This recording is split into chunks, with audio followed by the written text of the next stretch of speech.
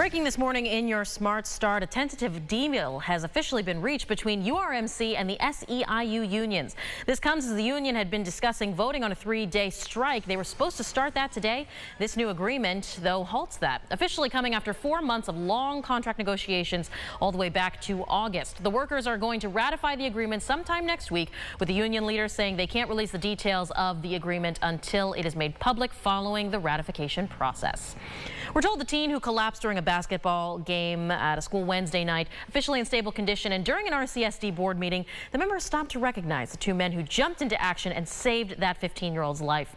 Certified athletic trainer David DePasquale and school safety officer Jashawn Rucker here on your screen now at Wilson Foundation School. They are the two who were honored for their bravery and quick thinking. The superintendent says they got a small recognition, wanted to thank them right away, but they'll have a formal ceremony next month. Major Terry Brayman will be laid to rest today. This is the 32-year-old Pittsford native who was one of 8 airmen killed in an Osprey crash off the coast of Japan last month. He was posthumously promoted to Major, and here on your screen now is Major Brayman's casket arriving for his dignified transfer ceremony in his honor last Friday. The funeral will be this morning at the First Universalist Church of Rochester.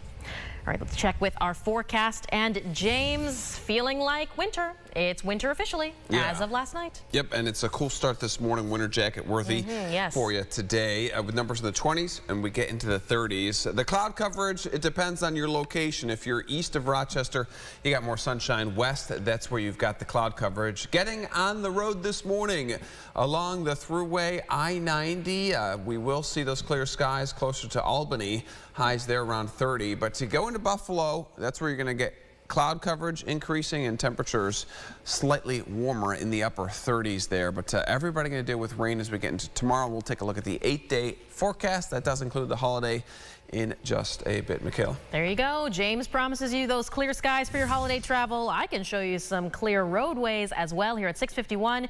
Things are moving along, but they're moving along smoothly. All green across our main thoroughfares. Only one accident with possible injuries at Portland Avenue and Portland Parkway.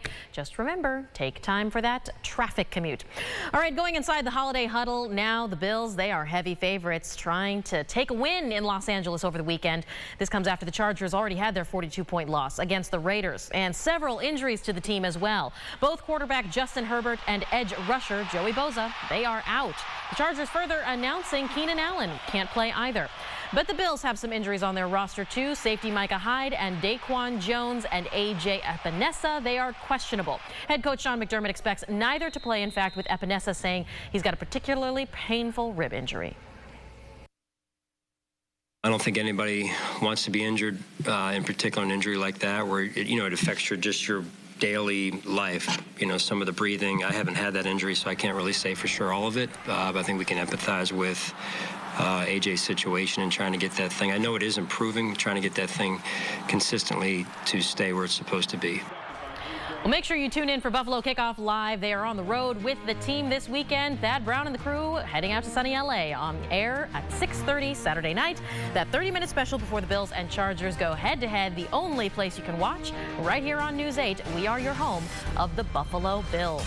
Well, hopefully you are getting all that holiday shopping done, getting all your food preparations needs. Ron Spitzer, live from Amazing Grains in Fairport. They are ready for the holiday rush. Ron, how are they preparing? So we went from salty bread to sourdough, and now we're talking pastries. We're here with Laura Gilbert, who makes the pastries here at Amazing Grains. What are you doing right now? I am frosting cinnamon rolls. When were these cinnamon rolls made? The rolls were made yesterday. What other things do you guys make here in your little pastry corner? We make cookies, scones, muffins, pretty much any pastry that you can imagine, really. Everything from scratch. Is there a favorite? Do you find that people gravitate to one pastry more than the other? I think cookies are the most popular. What kind of cookies? Definitely chocolate chip. We have s'mores, snickerdoodle, cutout cookies, very popular. So I said little pastry corner before, but obviously this is a huge operation. How many pastries have you made in a day, and what was it? We have done upwards to 300 or 400 in one day, and it was mostly cookies. But we've done high pastry orders where we're doing lots of trays and, for office parties and gatherings and stuff like that. With the help of Bertha the mixer, guys. They call their mixer here Bertha. And what is your favorite of the pastries here? I'd have to say the lemon poppy scones. Why are they so amazing? Just great texture, great flavor, and it's a good sized portion. How long have you been doing this? I have been here for about 1.5 years now, and I've been baking for about 16 years. Wow, quite a while. So, everybody who comes by and grabs a pastry, just know you're getting it from the hand of a pro. Michaela, I'm going to go look at these cookies a little bit more and maybe salivate a bit in my little corner. For now, we're going to toss it back to you. And we would be remiss if we did not mention the relation here. Yes. I literally heard Laura I said, any relation, as a joke, and he said, yeah, that's my sister. Yes, Laura does an amazing job. I never have to worry about any cakes or cookies for birthdays or celebrations. I was about to say, I hope she brings some of that stuff home for you. It looks fantastic. Yeah, my graduation party from college, she made a 3-layer cake with a tornado on top and a 7-day forecast on the side of the cake. There you go. I love that. Well, I think we are in for a very warm holiday, and I think that's still something to look forward to, even though we don't get the snow. Yes, exactly. And as we are prepping those big meals for the holiday, it will be very warm out. If the grill is involved in your meal making, you've got no issues at all. So here's your 8-day forecast. Let's go over this for just a second here. So today 30s, tomorrow 40s. Tomorrow is the day where we've got the rain showers around. Sunday, we get rid of the rain and we just keep warming up. 40s there. Check out that temperature for Santa on Christmas Eve into Christmas Day, upper 30s and then 50s by Monday afternoon. Maybe we need to put some little sunglasses on your Santa graphic right there with his little, he's got some sun for the sleigh this holiday. Thank you so much for sharing your morning with us here, everyone.